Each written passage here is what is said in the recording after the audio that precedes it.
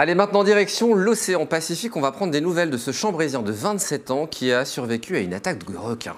Oui, souvenez-vous, c'était il y a 2 semaines. Vincent Boger se trouvait à 800 km au large de l'Australie avec 2 scientifiques russes quand leur catamaran gonflable a été attaqué par une trentaine de requins. Les 3 hommes avaient été secourus par un cargo et ramenés sains et saufs sur la côte australienne. Aurélie Renaud a pu recueillir son témoignage. Sur l'embarcation, 2 équipiers russes et Vincent Boger, le Chambrésien.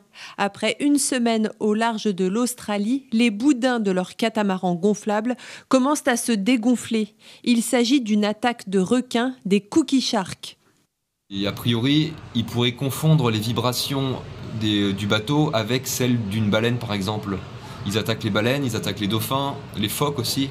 Sur internet, on peut facilement trouver des photos qui montrent les crocs du requin et la manière qu'ils ont de croquer les animaux.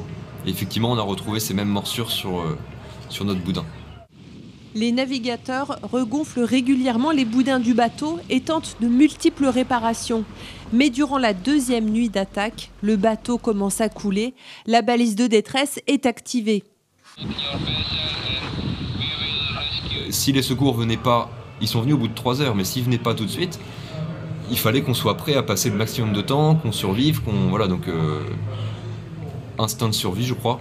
Et c'est vraiment seulement au moment où j'ai posé le pied sur la passerelle du cargo, où là c'était vraiment fini, que j'ai vraiment réalisé, j'ai eu un petit haut le cœur, j'ai dit waouh, c'est vrai que là il vient de se passer quelque chose, et puis j'ai eu une petite redescente, ouais, ou un petit coup d'adrénaline à ce moment-là. Les 3 naufragés ont donc échappé à ces requins qui ne font qu'une 50aine de centimètres, mais dont les dents laissent des morsures extrêmement profondes. Vincent Boger s'est promis une chose, revenir en Touraine très vite, car il va bientôt être oncle pour la 2e fois, mais d'ici là, il compte bien reprendre la mer.